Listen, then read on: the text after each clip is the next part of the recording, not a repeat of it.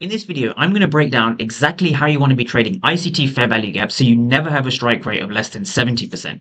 So the first thing I look for pre-market, this is the blue session, this is pre-market. So I'm looking for a 15-minute fair value gap like this, right? So all of my trades come down to a 15-minute fair value gap. This is an order block or a POI. This is the fair value gap just above over here. So what I'm looking for is I want to see how price behaves inside of this fair value gap. So notice how we had a very, very large aggressive move to the downside. And now from here, we had a very, very large aggressive move to the upside. When I see this, this gives me the indication that the market is willing to move up because buyers have now stepped into the market, right?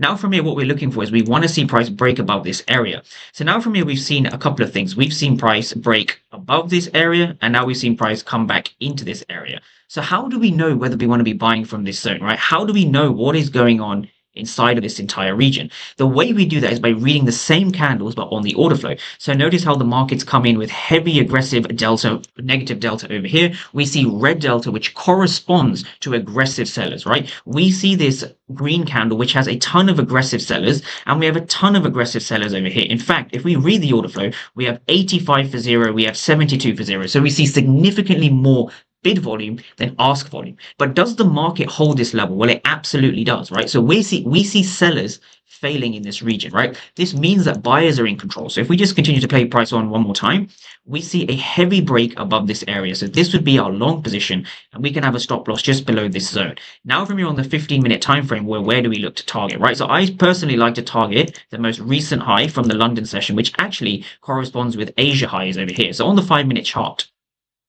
we simply look to target the Asian range for a nice 1 to 2 risk reward, right? As you can see, price headed higher. So if you're struggling to trade fair value gaps, just remember that the order flow is the only thing you're missing.